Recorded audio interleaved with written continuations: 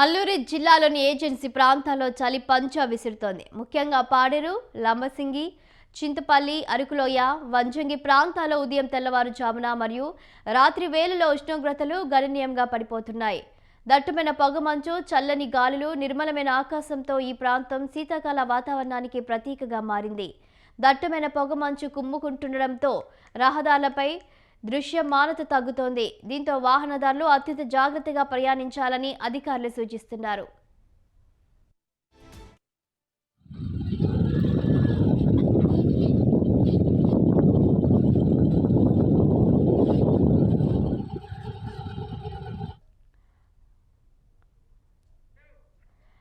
లంబసింగిలో అత్యల్పంగా 4.7 డిగ్రీల ఉష్ణోగ్రతలు నమోదయ్యాయి.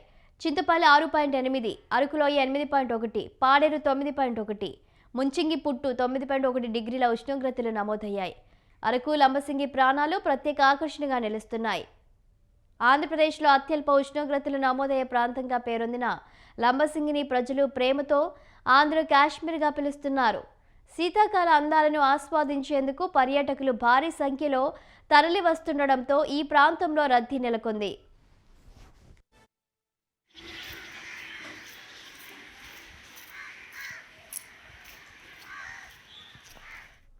ఇక దీనిపై మరింత సమాచారం మా కరెస్పాండెంట్ సూర్యప్రకాష్ అందిస్తారు. సూర్యప్రకాష్,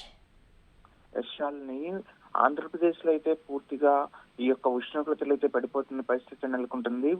ఈ ఉదయం ఇది డిసెంబర్ మంత్ కావడంతో అయితే అల్లూరు సీతారామరాజు జిల్లా కావచ్చు, అలానే మన్యం జిల్లా కురుపం పరిసర ప్రాంతాల్లో కూడా భారీగా అయితే ఈ చలి తీవ్రత అయితే భారీగా ఎక్కువ అవుతున్న పరిస్థితి ఉండడంతో దాదాపు పాడేరు, లంబసింగి, చింతపల్లి, అరకులోయ, వంజంగి ప్రాంతాల్లో ఉదయం నుండి రాత్రి వేళల్లో అయితే ఉష్ణోగ్రతలు గణనీయంగా పడిపోవడంతో దట్టమైన పొగమంచు అలానే చల్లని గాలులతో పూర్తిగా శీతాకాలం ఆ ప్రాంతం మొత్తం కూడా పొగమంచు కమ్ముకుపోవడంతో అయితే రహదారులు కూడా కనిపించిన పరిస్థితి ఉంది. లంబసింగి, చింతపల్లిలో అయితే సింగిల్ డిజిట్ 4.7 డిగ్రీ సెల్సియస్, అలానే చింతపల్లి 6.8 డిగ్రీ సెల్సియస్, అరకులోయ 8.1 సెల్సియస్, అలానే పాడేరు, హుక్కుంపేట ఇలాంటి ప్రాంతాల్లో కూడా సింగిల్ డిజిట్ కి అయితే ఈ యొక్క ఉష్ణోగ్రతలన్నీ నమోదు కావడంతో భారీగా అయితే చల్లని గాలులు అలానే పొగమంచు అయితే కమ్ముకున్న పరిస్థితి కనిపిస్తుంది.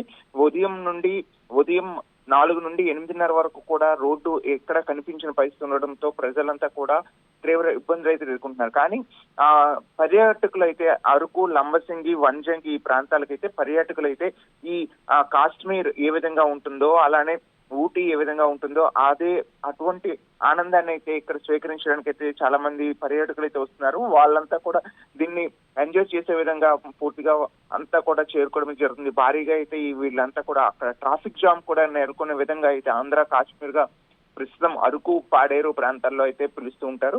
ఆ ప్రాంతాల మొత్తంలో కూడా భారీగా జనం అంతా కూడా చేరుకోవడంతో అయితే అత్యధికంగా ఈ ఏజెన్సీ ప్రాంతాల్లో చూడడానికి అయితే చాలా కనువిందు చేస్తుందని చెప్పేసి ఎక్కువగా కూడా వీళ్ళంతా కూడా వస్తున్న పరిస్థితి ఉండడంతో అక్కడ స్థానికంగా వ్యాపారాలు కూడా అభివృద్ధి చెందుతున్నాయనే ఉద్దేశంతో అయితే స్థానిక ప్రజలైతే అభిప్రాయపడుతున్నారు. కానీ ఇదే విధంగా ఉండడంతో అయితే రాత్రిపూట భారీ వాహనాలు, ఎందుకంటే గత 15 రోజుల క్రితం అయితే ఒక భారీ యాక్సిడెంట్ అయితే జరిగింది.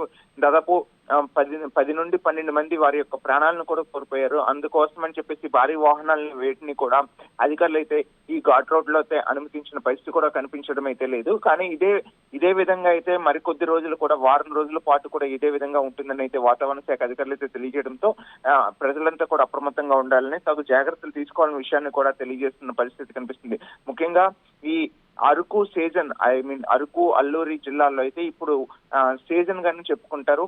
ఈ జనాలు పర్యాటకులందరూ కూడా వస్తుంటారు. అరకు బొర్రా గృహలు, museum, Padmavati gardens, water fall, Chaparai, Katika water falls, Paderu, Vanjangi, Kothapalli water falls ఇలా అన్ని ప్రాంతాల్లో కూడా భారీగా టూరిస్ట్ స్పాట్లను అయితే అభివృద్ధి చేస్తున్న పరిస్థితి కనిపిస్తుంది. శాలిని. Right, thank you Suryaprakash.